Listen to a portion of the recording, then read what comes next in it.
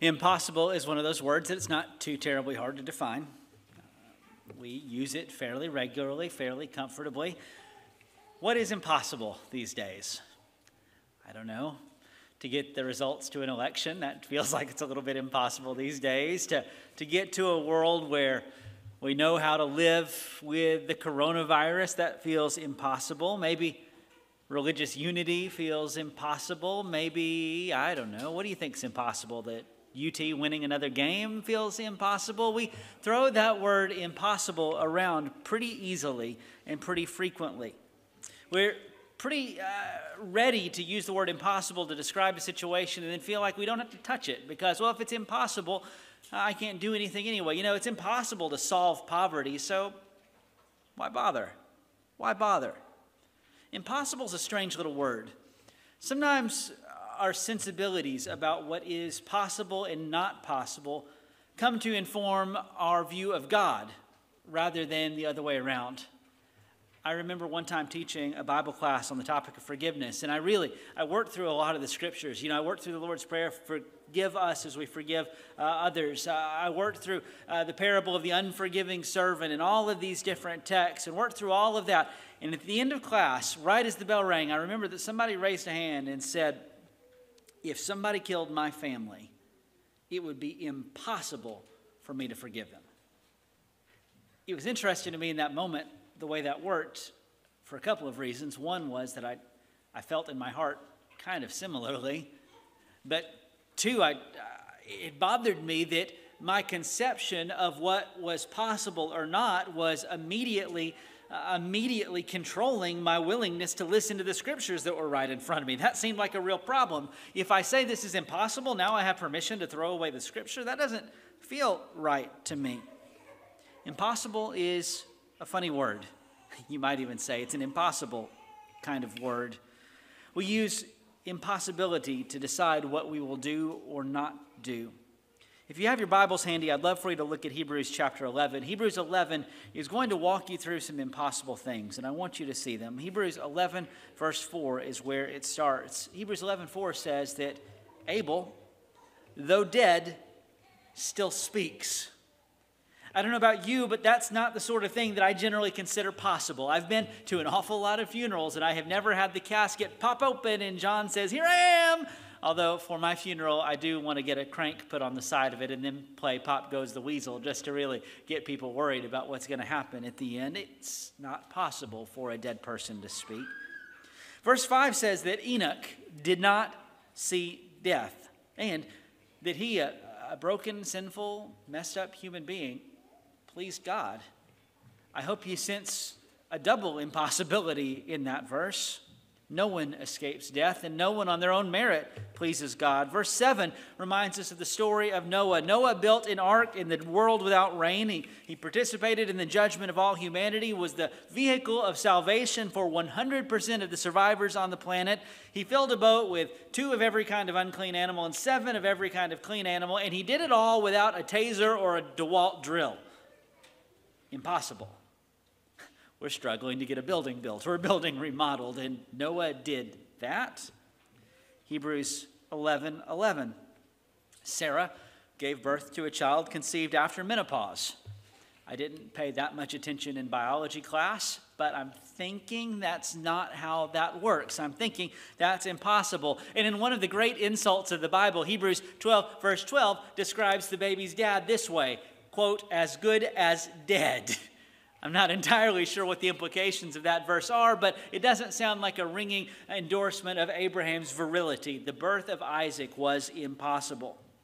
About Abraham, verse 17 continues. It tells us that he offered up his only son, the son whom he loved. If you asked me, would I be willing to sacrifice my child? I'm going to tell you that's not possible. That's not possible. Verse 22 tells you about Joseph. In Joseph's story, he predicted the future hundreds of years away. He made plans for how his bones would be returned to his family's land after his death. If you know how well we do predicting elections or the weather, you know that Joseph's prediction and Joseph's planning and faithfulness is one of those things that just doesn't happen. It doesn't work that way. 11:24 talks about Moses, how Moses, who grew up in Pharaoh's palace, he turned his back on all of the king's luxury. He decided to live in the wilderness on the run instead of in a palace. Who leaves the lap of luxury for a tent in the wilderness with a death warrant? That's Moses. By the way, he's the one who says, "Let my people go," to the most powerful man in the world. And eventually he consents. That's impossible. Hebrews 11:29 tells us that the Israelites walked across the Red Sea on dry ground. That's impossible, isn't it? I mean, my yard, if it rains hard for a couple of days, I can't even walk across my yard on dry ground a week after it rains. But this story is the story of an entire nation marching across a seabed minutes after God sent wind. That's not how this works. It's not possible. Hebrews 11, verse 30, the walls of Jericho came down. Israel conquered that mighty city after they walked around it for a week and blew trumpets. Ask Eisenhower how that works as military strategy. It's not possible. It's not how you win. Hebrews 11:38 tells you even more stories. Look at these glorious impossibilities. They conquered kingdoms. They enforced justice. They obtained promises. They stopped the mouths of lions. They quenched the power of fire, escaped the edge of the sword, were made strong out of weakness, became mighty in war, put foreign armies to flight. Women received back their dead by resurrection. Some were tortured, refusing to accept release so that they might rise again to a better life. Others suffered mocking and flogging, even chains and imprisonment. They were stoned. They were sawn in two. They were killed with a sword. They went about in skins of sheep and goats, destitute, afflicted, mistreated, of whom the world was not worthy, wandering about in deserts and mountains and dens and caves of the earth. You look at this list and you think, who could do that? Who could tolerate that? Who could survive that? I look at everything in Hebrews 11. And I look at all of these stories and I say, that's not possible. I mean, can you build a boat with no power tools and save all of humanity? If so, you're going to be on the building committee. I'm just warning you. Can you have a kid at 100 years old? You think you're lucky to survive to 100 years old. And if you had a kid, the having of the kid would kill you. And if the having of the kid didn't kill you, keeping the kid alive between 2 and 3 definitely would kill you. And we haven't even talked about the teenage years. It's impossible. It's impossible. But the text keeps telling us about these impossible things. Besides everything in Hebrews 11 being impossible, what else do they have in common? There's a really simple answer. They all happened the same way. The Bible reuses a little 2-word phrase something like 20 times in this chapter. Did you catch it? They all happened by faith. Faith is what makes the difference between the possible and the impossible. To him that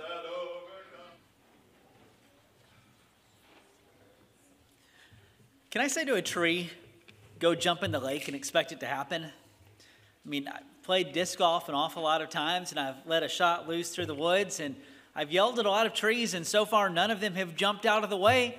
I've tended to think that that's impossible. But then there's that scripture.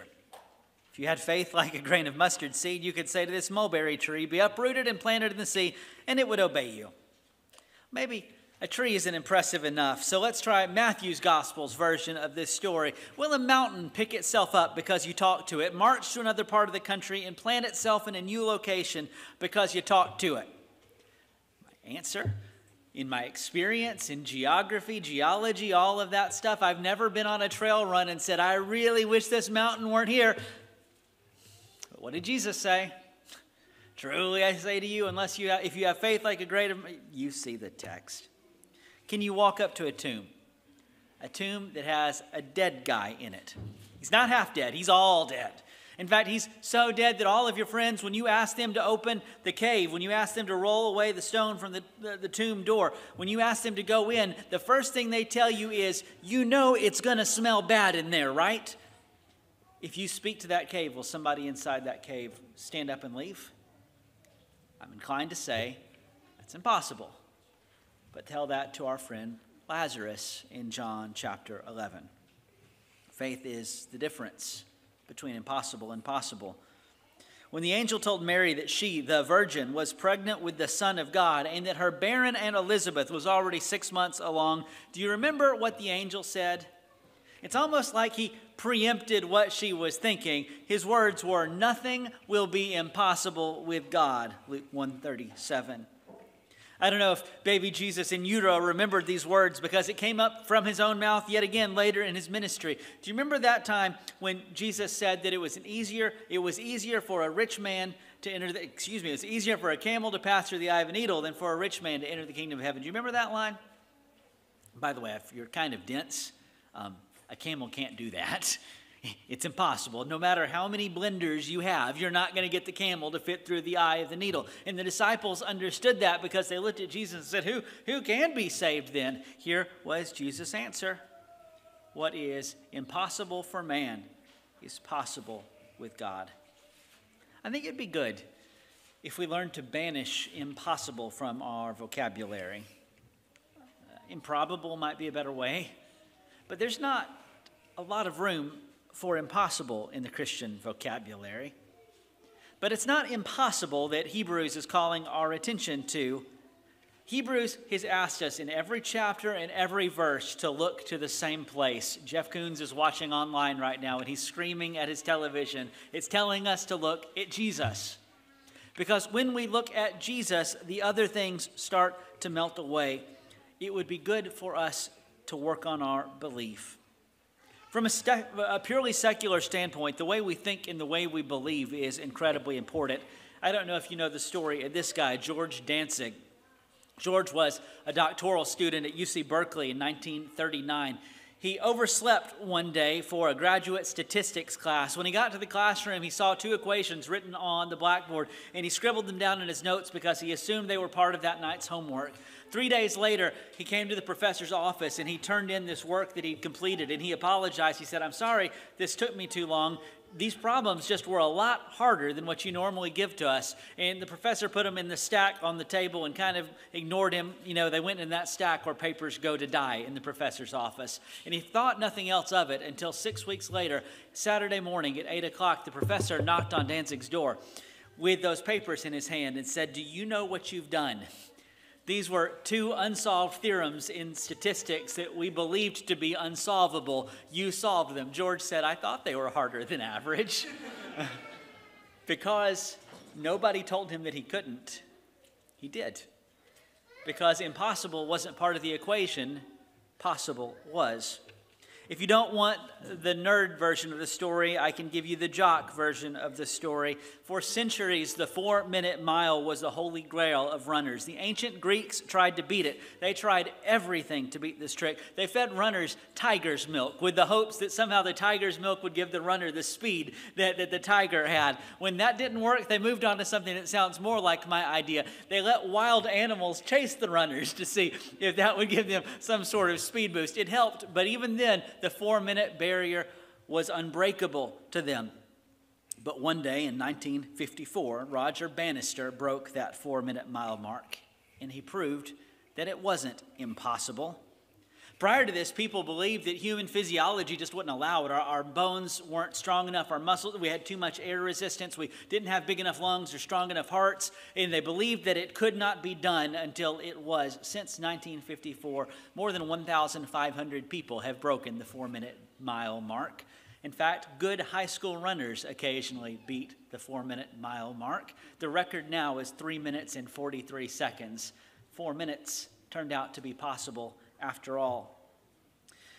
These stories, though, they tell us one thing. They tell us what we believe matters, but these stories are kind of a red herring.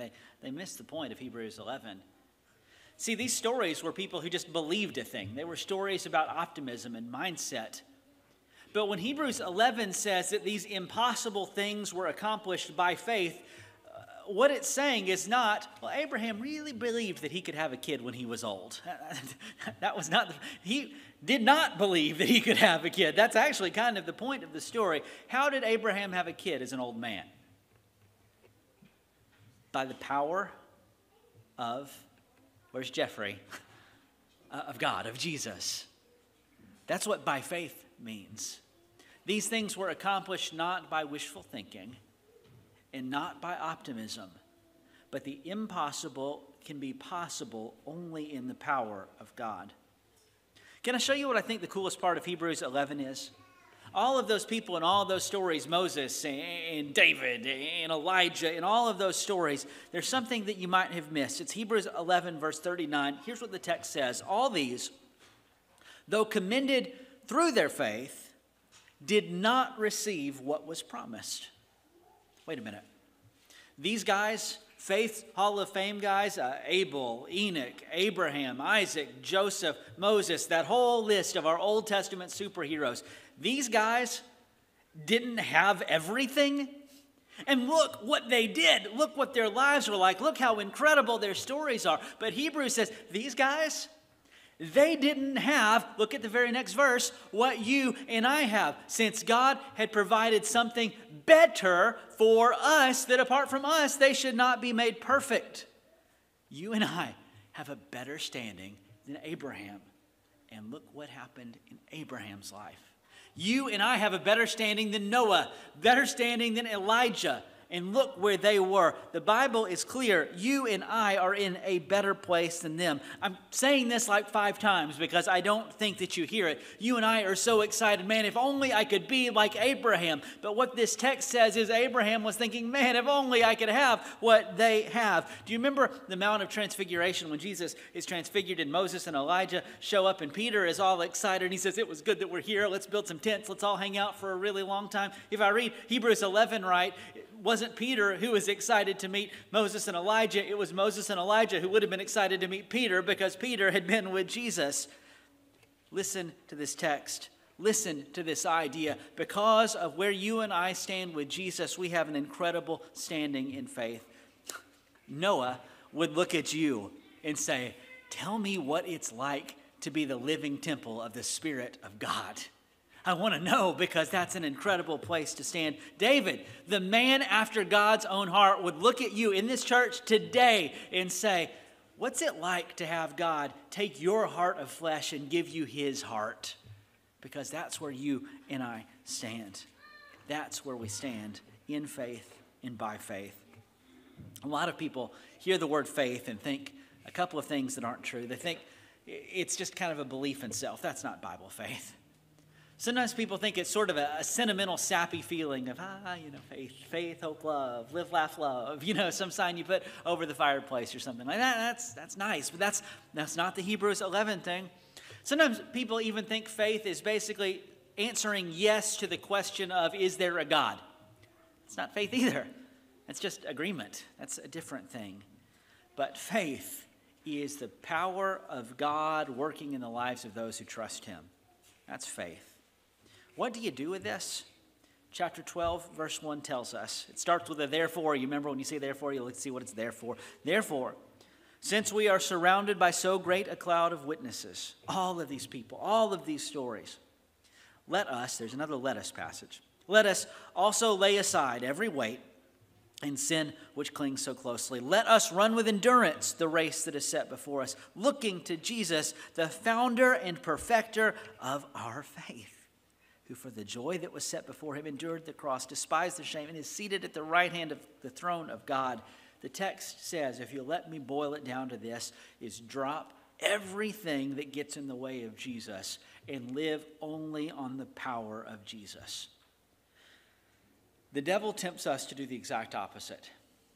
When times are tough, or life gets busy, or life gets hard, we're inclined to let go of Jesus.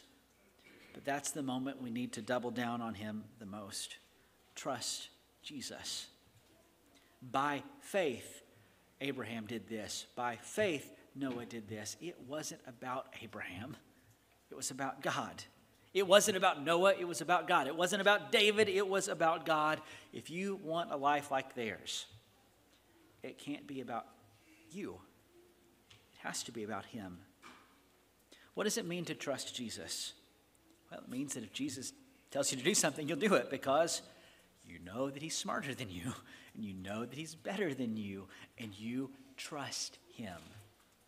You trust him. It changes your relationship to him.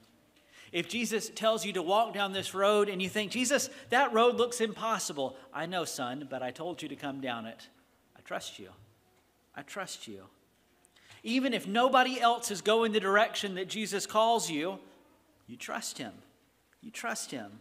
Even if it seems that nothing good could ever come out of the situation that you're in, you trust him.